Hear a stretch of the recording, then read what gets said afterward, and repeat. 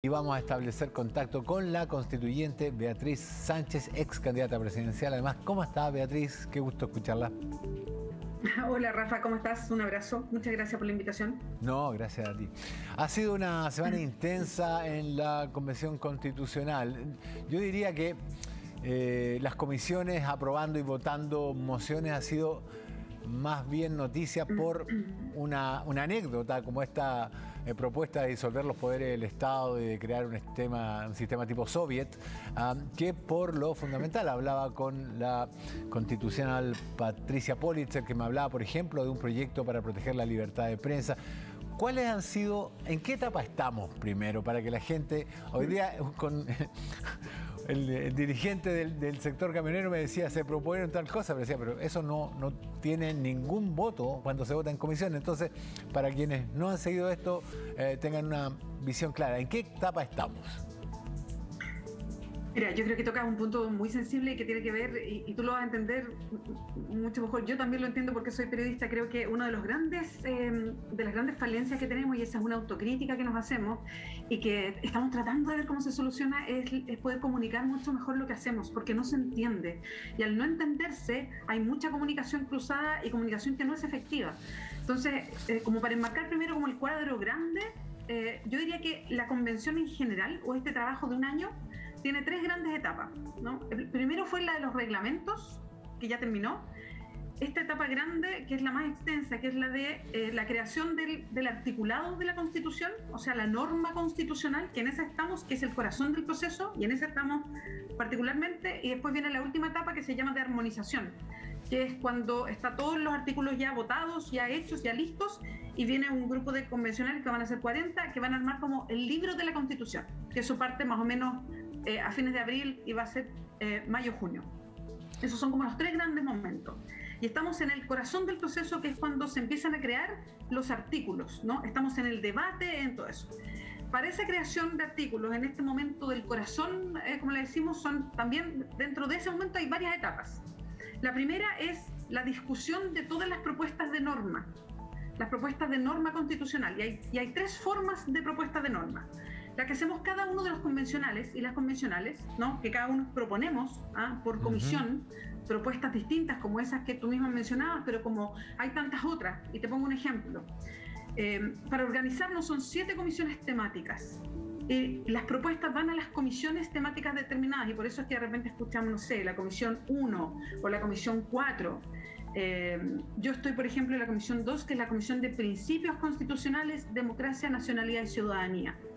¿Qué hace la Comisión de Principios Constitucionales? Es la comisión que tú abres la Constitución, es lo primero que vas a ver. Ahí, por ejemplo, se define cómo es el Estado. Si el Estado va a ser un Estado social de derecho y no un Estado neoliberal subsidiario como es el que tenemos hoy día en la Constitución del 80. Eso es lo que discutimos. Entonces, nos llegan propuestas a la comisión, y en la comisión primero tenemos que discutirlas, que es lo que ya hicimos en nuestra comisión, todos los temas de principios, y los votamos, como se llama, en general, ¿no? Hicimos todo un proceso de votaciones, que es lo que hemos estado viendo de todas las comisiones estos días, que se llama en general. Tenemos que hacer un informe y lo presentamos al pleno. Primero en comisiones, lo votamos en general y después lo votamos en específico, con indicaciones, y cerramos el articulado definitivo, ¿no? Norma por norma, lo que va a ir como propuesta a la Constitución. Y de ahí recién se va al pleno, que es el pleno donde estamos las y los 154, y recién se empieza a votar por 2/3. Y de nuevo se vota en general y en particular. Estamos en todo ese proceso. Todas las comisiones sucesivamente, si en plazos distintos, porque las comisiones tienen cargas de trabajo distintas, están en esos procesos. Algunas cerrando sus votaciones en general. Por ejemplo, nosotros en la Comisión 2 cerramos este proceso esta semana. Hay otras comisiones que lo cerraron la semana pasada y hay comisiones que lo van a cerrar esta semana. Entonces estamos en esos procesos. Y ya la semana que viene hay 2 comisiones, la de Justicia y la de Forma de Estado, que van a llegar por primera vez con parte de sus artículos, porque esto se está discutiendo de manera modular, ¿no? Primero una parte, después otra, con parte de sus artículos para votarse por primera vez en el Pleno por 2/3. Muy bien. Ahora, Eso nos pone en un escenario decisivo. Estoy tratando de explicar, Sí. Estoy tratando de explicar una cosa que es medio compleja. Sí, nos pone en un escenario decisivo. Estamos a puertas de proponer lo que van a ser los artículos finales. Exacto. Empezar ese proceso. Exacto. Claro. Y dime, ¿cuáles fueron, a tu manera de ver, disculpa que te tutee, Beatriz, tantas veces hablamos antes, a tu manera de ver, ¿cuáles han sido las propuestas más relevantes que se aprobaron esta semana? Hubo muchas, de hecho, me cuesta seguirlas porque hubo muchas propuestas sobre temas que van desde la libertad de prensa hasta el aborto, digamos, y que se trataron esta semana. Sí. Lo que pasa es que cuando tú miras la Constitución y eso se entiende así, estamos hablando de un cambio paraguas en Chile, de una mirada global del país en todos los temas que tú te puedes imaginar. Por eso es muy difícil de seguir, porque además son 7 comisiones que abordan todas las temáticas que tú te puedes imaginar, desde cómo funciona el poder, o sea, las atribuciones que tiene un presidente o una presidenta, el Congreso, si va a ser una Cámara o no, si tenemos un sistema presidencial o no, o sea, cosas que son de esa relevancia. La comisión donde participo yo, de si estamos hablando de un Estado social de derecho, si va a ser un Estado paritario, si vamos a tener un Estado plurinacional, si vamos a tener un Estado regional, lo que está viendo la forma de Estado. En derechos fundamentales están discutiendo, y que se ha tomado en las redes sociales, ¿no? Si vamos a tener qué tipo de derechos de propiedad, por ejemplo, los derechos sexuales y reproductivos, sistema de justicia que va a votar, que está mirando un tipo de justicia distinto en el sentido de que sea para las personas de acceso mucho más fácil, gratuito, con una forma de organización para el sistema judicial que le dé más transparencia y más democracia. O sea, enfrentarnos a un sistema que funcione distinto. Entonces, cuando pasan todas esas cosas al mismo tiempo, es muy difícil de seguir, ¿no? Y son cambios, y eso es lo que quiero como que se entienda. Pasa todo esto al mismo tiempo, pero en conjunto significa un cambio político, económico, social y cultural para el país. Y la Constitución no es que vaya al detalle de cómo es esto, sino que establece ese cambio global, ¿no? Que es lo interesante. Entonces, yo diría que de las cuestiones para mí más relevantes que pasan, y si yo tuviera que escoger una por comisión, yo diría que en la comisión que está definiendo el sistema político se está definiendo básicamente qué tipo de régimen político vamos a tener, y eso se está definiendo estos días. Ahora, ojo que no es que hoy día se esté tomando la decisión definitiva, porque está en ese tramo en que se está votando en general y se está votando y se va a ir avanzando hacia lo particular, y está justo en el tramo de la decisión. Quiero decirlo precisamente porque de repente la discusión yo siento que se vuelve muy absoluta, así como, esto ya pasó, o se fue, no, se votó, se cerró.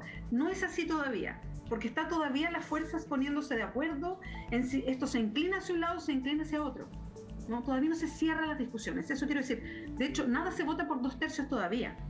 Hasta que algo no se zanje por 2/3 en particular, no está escrito en la Constitución. Estamos en el debate, llegando a ese debate en particular, que es grande. 2/3 de 154 personas que somos en la convención son 103 votos. Es mucha gente. Entonces estamos en ese debate más fino de ponernos de acuerdo respecto a esas cuestiones fundamentales. Ahora yo escuchaba el horror con que mucha gente escuchaba sobre el Estado plurinacional o regional, y veía, y ahí concuerdo con lo que dice sobre esta incapacidad de comunicar. España es un Estado plurinacional, digamos. Está lleno de ejemplos de países que lo han hecho muy bien con esta plataforma. La Constitución debería ser como amplia y poco específica, de manera de que las leyes después aterrizaran esto. Sí, mira, todos y todas los que no somos abogados, y muchos de los que son abogados y abogadas también, hemos ido aprendiendo en este proceso muchas cosas. Uno, que la Constitución tiene que ser habilitante. Yo he aprendido mucho de esa palabra y me parece muy, muy interesante para aplicar. Tiene que habilitar cosas.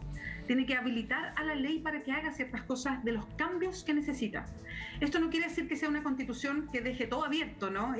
O que sea muy mínima y que solo esboce ciertas cosas. No, tiene que ser precisa para que las cosas se hagan, pero suficientemente abierta para dejar espacio a que la ley resuelva. No es como detallista en ese sentido, porque no es una ley, es una norma, ¿no? Entonces habilita.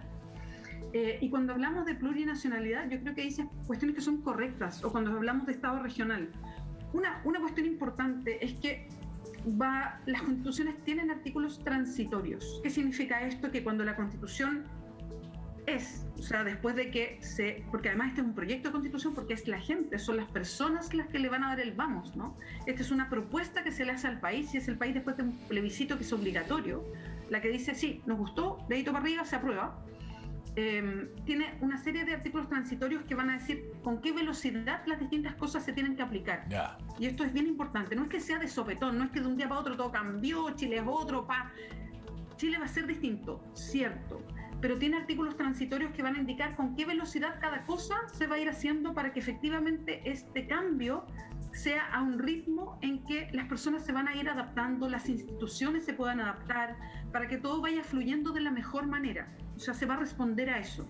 Por eso quiero llamar un poquito a la calma, porque creo que hay mucho de alarma y mucho de esto a propósito, ¿no? Porque cuando hay cambios hay muchos sectores que son más conservadores o que derechamente no quieren cambios, que buscan alarma pública. Entonces quiero un poquito poner esos paños fríos. Hay artículos transitorios que van marcando con qué velocidad las cosas se van a ir haciendo. Cuando hablamos de plurinacionalidad, de autonomía, yo también quiero poner atención. Chile ya ha firmado muchos tratados internacionales donde habla de autonomías regionales, habla de autonomías de los pueblos originarios. Que no hemos cumplido es otra cosa, pero eso ya lo tenemos comprometido hace mucho tiempo. Lo que pasa es que no lo cumplimos y podríamos tener muchas sanciones internacionales porque no lo hacemos. Entonces tenemos que avanzar a ir cumpliendo nuestros propios compromisos. Entonces la plurinacionalidad tiene mucho de eso, las autonomías regionales y locales tienen mucho de eso, y se va a ir implementando con plazos en que vamos a poder ir adaptando al país y a la institucionalidad para que eso se cumpla, ¿no? Con equidad también territorial, con formas de hacerlo, y lo voy a decir así como en Chile, no, a la chilena. No vamos a importar formas de afuera, sino vamos a ver cómo, con la institucionalidad, cómo lo sabemos hacer, lo vamos a hacer en Chile.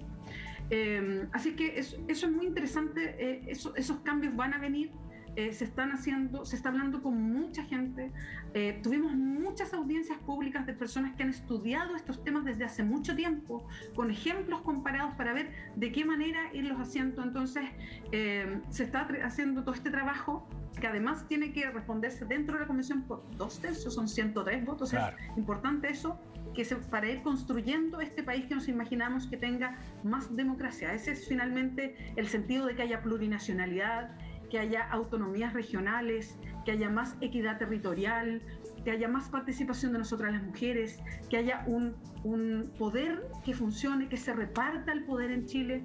Esa es la idea.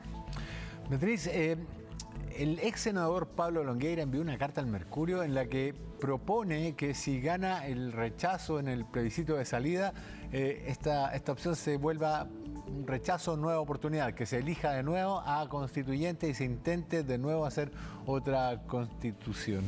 ¿Qué opinión le merece esa carta? Estoy viendo la cara. ¿Cómo le gustaría? ¿Cómo le gustaría? Uy, yo creo que Pablo Longueira revela algo que muestra mucho lo que le pasa a los sectores más conservadores del país y a los sectores que no quieren los cambios, que es que ellos efectivamente tienen un poder muy reducido en la Constitución, en la conformación de la Convención hoy día. Y yo no diría todos, uno generalmente habla como de la derecha como si fuera una sola, y yo diría que los sectores más conservadores, los que el mismo Pablo Longueira representa, que son los que se oponen a estos cambios, hoy día no están participando de los cambios, o sea, se oponen a todas las conversaciones. Sin embargo, hay otros sectores dentro de la misma derecha que entienden que quieren estar en la conversación. Y están en la conversación, ponen sus puntos, pero son capaces de ver que hay una conversación aquí y quieren ser parte de esta conversación. Entonces, por supuesto que les gustaría les gustaría que la elección fuera distinta para tener esa capacidad del tercio para trancar la pelota. Sí, mira, yo lo quiero instalar de esta manera, Rafa, porque creo que es importante. Yo tengo 51 años hoy día y creo que nunca viví en un país donde la derecha, los sectores del poder hoy día, los sectores más conservadores, que siempre han tenido la pelota en su cancha, no tuvieran la capacidad de trancar la pelota a los cambios, de no poner la tranca para que los cambios no sucedieran. Nunca he vivido ese país y lo estoy viviendo hoy día. La carta de Pablo Longueira lo que busca es volver a sacarle la tranca, volver a poner esa tranca para que se reelija todo y tener ese poder de veto que siempre han tenido. Eso es lo que busca. Yo cuando vi esa idea, ¿no? Su brillante idea de decir, nosotros estamos por cambios, queremos una nueva constitución, pero si esto se vence el plazo, si están haciendo puras tonteras, porque ese es como lo que dicen todo el día, ¿no? No están haciendo puras tonteras, puras locuras, esto tiene que cambiar, pero hagamos el proceso, pero elijamos de nuevo, ¿no? ¿Cuál es la idea de elegir de nuevo? Poder llegar al tercio y trancar la pelota, como la han trancado tantas veces en el Congreso. Porque digamos las cosas como son, ¿por qué no hemos podido cambiar las pensiones en Chile? ¿Por qué no hemos podido cambiar la salud en el país? ¿Por qué no hemos podido recuperar el agua? ¿Por qué no hemos podido cambiar lo que pasa con las forestales? Y esto no quiere decir que se eliminen, y quiero ser muy clara en eso. Nadie está diciendo que se eliminen, y yo sé que han visto proyectos, que se elimina todo, y les aseguro, nadie está por eliminar todo, ¿no? Sino que poner reglas justas. Entonces, cuando vienen estos sectores a decir que se elijan de nuevo, es para tratar de agarrar esa tranca de nuevo a los cambios. Eso es lo que está detrás de la carta de Pablo Longueira. Hoy día se están haciendo cambios con responsabilidad. Llegar a los 103 votos es muy difícil, por lo tanto hay que conversar con todos los sectores. Se está haciendo un trabajo muy arduo, muy fino, con muchas ideas muy interesantes. Es cosa de mirar, por ejemplo, cómo la propuesta que hay, que está avanzando en derechos fundamentales el cambio al derecho a la propiedad, es muy interesante, porque mantiene, por supuesto, un derecho fundamental como es el derecho a la propiedad, pero habla de la función social y ecológica del derecho a la propiedad. Entonces, por supuesto que las personas le van a defender su derecho a la propiedad, pero también el derecho a la propiedad a propósito de lo que significa cosas fundamentales para una, como la salud, como el agua, como el cuidado del medio ambiente, para que todos vivamos una vida vivible y no contaminada, tiene una restricción. Entonces, estamos mirando cambios a lo que hemos vivido siempre con la Constitución del 80, que significa una mejor vida para los que no han tenido una mejor vida en Chile. Y eso es muy importante, Rafael, muy importante. Beatriz Sánchez, convencional constituyente, independiente de RD, muchísimas gracias por el tiempo que nos ha dedicado aquí en CNN y Chilevisión. Sí, espero que se haya entendido más, porque te juro que estamos haciendo un gran esfuerzo por explicar esto, porque sabemos, y como autocrítica, que hay una falencia comunicacional, así que cuando quieras me invitas y yo vengo a explicar esto con compromiso total de ir explicando lo bueno, lo malo, lo lindo y lo feo, te prometo. Es un trato. Muchas gracias. Totalmente. Muchas gracias, Beatriz.